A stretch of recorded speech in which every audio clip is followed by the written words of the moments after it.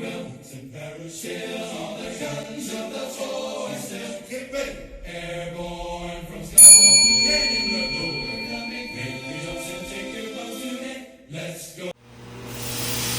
Mike Hangas. I work at the Ruana Knife Works. So what are you doing here today? Well, we just cast these handles. We're just kind of trimming them up, get them ready to put in the milling machine to mill the dovetail slots in here. So you're going to go ahead and run one through, and we're going to watch.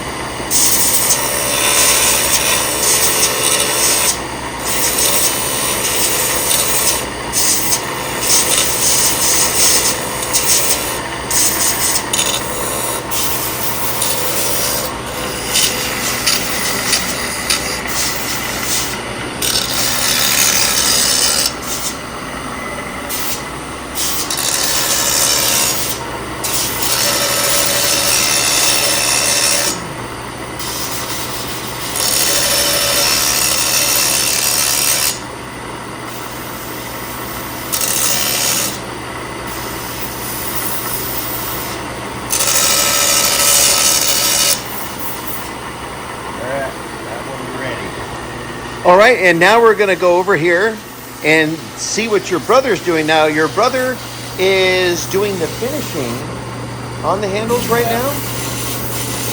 Got the handles ground, and now he's sanding them, and now getting ready to polish. One thing when I saw your knives online is, well, your incredible handles. And in my opinion, very unique looking with the shape and what have you. All right, now we're going to go over and check something else out. Thank you so much. My name is Mike Hangas. I work at Ruana Knife Works and part owner of my brother Mark. Shown here today is where our blades come from. It's 1095 high carbon steel. We used to get our steel in bar stock, but now we transitioned to these sheets. Generally get 1/8 inch thickness, which this is, and then 3/16, and then even 1/2 inch, or excuse me, 1/4 inch for a few other things. But previously, we used to have to forge out the tang and everything, but this is water jet, so that process has been done for us to sped things up immensely. All of our blades are still forged by hand. Just keeps the integrity of the blade itself intact the way they've always been made. Probably the most unique feature of our knives, I think, is the cast aluminum handles, which my granddad developed. You look at our handles, and all of his knives are made originally for functionality. And we don't guarantee many things with our knives. One thing we will guarantee is this aluminum handle, once it's been cast, will not come off. It's there to stay. So it's the original purpose of my granddad had in mind is make a knife that will last forever, and history has proven that is the case with our knives. So they're an heirloom quality knife. Yeah. Built for functionality and use, but actually they have legs to last generations. Yeah, that's our main goal, is to make a knife that can be used. But we get stories of folks. I got this knife from my granddad. It was my granddad's, my dad's, now it's mine. So we've been around. Grandpa started making knives in this location in 1938. So if my math is correct, that's we're in our 86th year of business. So when we look around this, Now, this wasn't always a machine shop. No, it was originally a garage. So this brief history, my granddad and his wife and 3 kids were in Leipzig, North Dakota. The family farm got destroyed by a tornado. In the Depression era, basically had $40 to his name, and Grandpa had a background as a farrier in the cavalry in Fort Knox.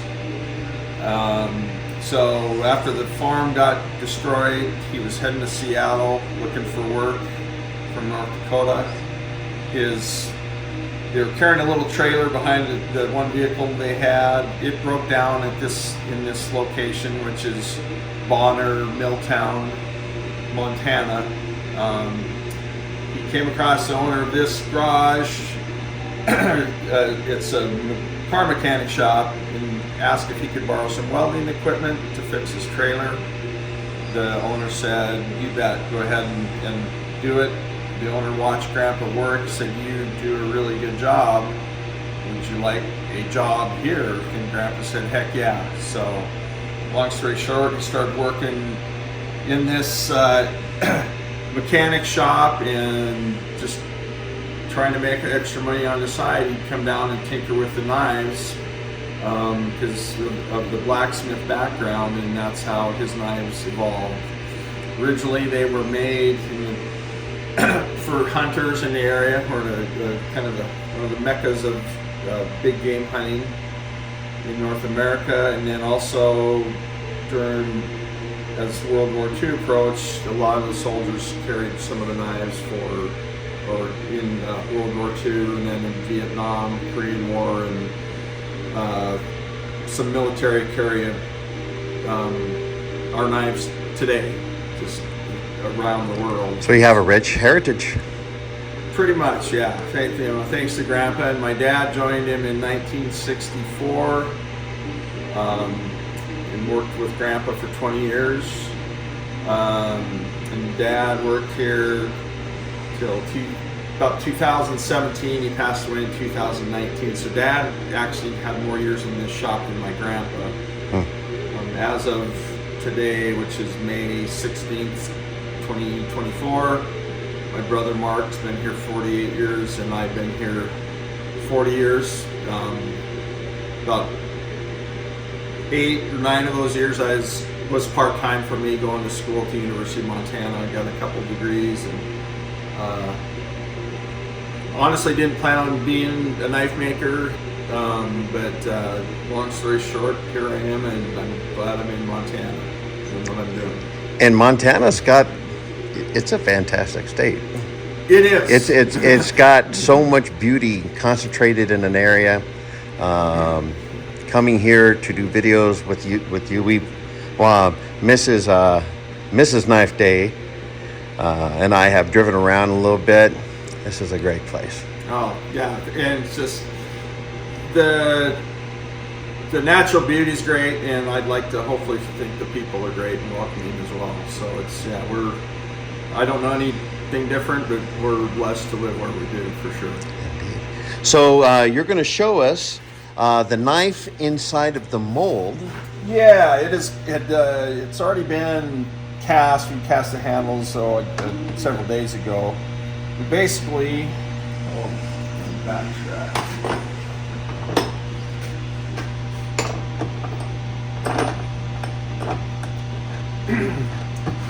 So we'll heat the aluminum in this little furnace, and you can see the ladle that would go in the furnace. It will sit in here. We don't measure the temperature every time. It's around 1,500 degrees for the aluminum to melt. So once it's in the ladle, I can kind of do a little step through how it would have been poured.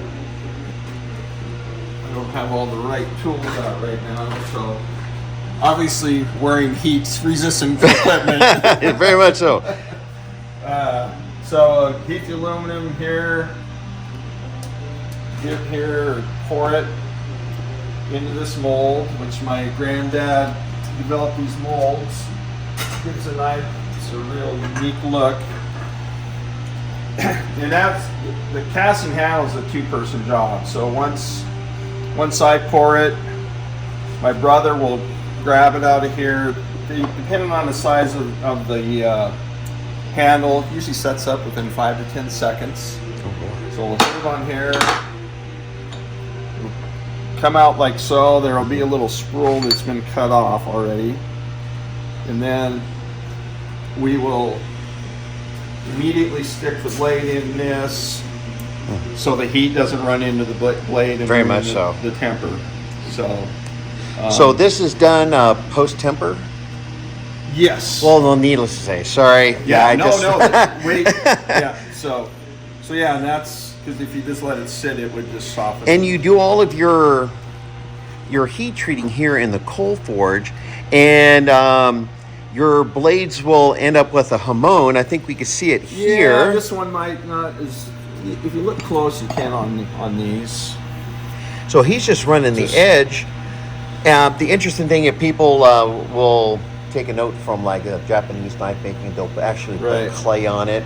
But but you can also do it just by heating your edge, and then quenching it from there, giving us the harder cutting edge with the shock of the softer steel behind it. And it's just, Mark does all that, my brother Mark, and it's just done by eye, just a certain orange, strawberry, orangish color, and yeah. So and that's definitely something that you earn as you do it. You get to know your metal and stuff. That's really cool. Learn by experience for sure. And he's done it a long time. So. And you guys also do hatchets. Yeah, this is our newest camp hatchet. So these have yet to be. Here's actually a stage backing up. So these have actually been milled, where the inserts will eventually go into the blades. Very good. And is that elk? It is elk antler. That is elk. Yep. Yeah. Deer is almost, it's too curvy, and so almost use 100% elk for the most part, but we will use ironwood, we use koa, we use micarta. In fact, some of the military knives we made, like we've blued the blade, black micarta. We've left the handle sanded so it's not shiny or whatnot. It's some special ops guys, they wanted to be as stealthy and as possible with their knives. Well, I feel you. I feel you. I'm preaching to the choir here.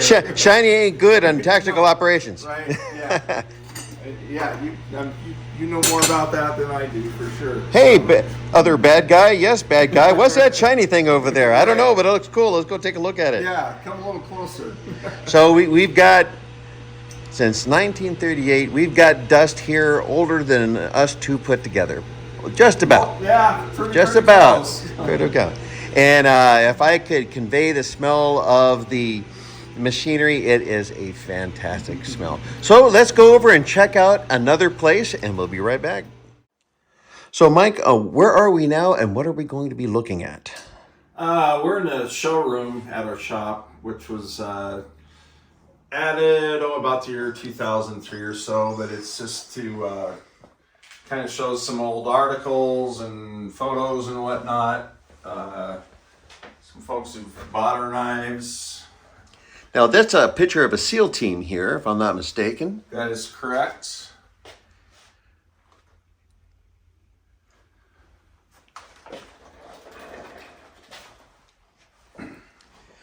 And then over here we go. So, shall we start over here, and then we'll work our way over to the right. Okay. So this is just a sample of a few knives we have on hand. Actually, none of these that look like this are ones we're... No longer in production. Exactly. By and large. Yeah. So just kind of some one-offs. This was a limited edition 80th anniversary axe we made. This was our Model 35B standard Bowie. And just to let everyone know, I picked this thing up, and that is a beast. That is a beast. It is stout, for sure. Truly enough. Amazing. And then this is probably one of our most recognizable models. It's a 20B, but it's been modified. It has koa handle. And Mark did some file work on top. Kind of a different color sheath with just a unique stamp that we'll put on some knives that are special knives. Actually, this sheath here goes with that Bowie. And then this knife here is one that we made for the TV show Yellowstone. They were filming nearby. Another long story short, they asked us to make, or bought some knives for personal use and then asked if we could make a knife for the show. We collaborated with the prop manager and came up with this kitchen knife, which was you could see, I think, season 4, episode 6, Beth Dutton pulls it on Kevin Costner's love interest at the time. She is one of those hippy dippy vegan sorts. Yes. If I'm not mistaken, I do believe I saw that. Yeah, that is correct. And Beth does what Beth does. Yes, she does. She cuts to the chase. Yeah. And what that knife, in fact. Right, exactly. So yeah, that's just a little showroom. Right now we have nothing to show other than those. We do have one knife. It's one of 2 models we have. It's actually a collaboration with Tops Knives. Oh yeah. In Idaho Falls. This is the Fisherman model. We also have a smoke jumper. In fact, we've upgraded the sheath for us. So, used to have a plastic clip. This metal clip is much more sturdy. So, and this is something that we sell for folks. Just which one is that? That one's the Fisherman. Yeah, this is the same model. I was just showing you this for the metal very clip. good. I understand. Upgraded Now. the clip a little. I think a metal clip is much stronger than a plastic clip for sure. Yes. So, but we have the smoke jumper model. Also, don't have those in stock. It's just something more affordable for folks. 100% American made. One thing we will do with this that we've done from the start, we've had these 2 models since 2012, excuse me. We donate a portion of all the sales to Project Healing Waters, which takes wounded vets, introduces them to fly fishing. Oh, excellent. So just a little bit of a payback, thanking those who've sacrificed, just trying to help out a little bit. So. Well, very good. Well, thank you so much for sharing your rich heritage. You are a victim of your own success because your knives are made and right out the door they go into waiting hands. In fact, thank you so much. Here comes a hand from our audience. Pleasure to have you. And as always, have a knife day. You have a knife day also. And fight, we will. All the guns of the force. Get ready. Airborne from skies of blue. Get in the door. Coming. Make the jumps and take your bows to net. Let's go put on your boots. Your jumping boots, your parachute. Your parachute. Get all those gliders ready to attack today. Look up or we'll be gone. Check into the dawn. At station time to fight them all. The 82nd way. Hey!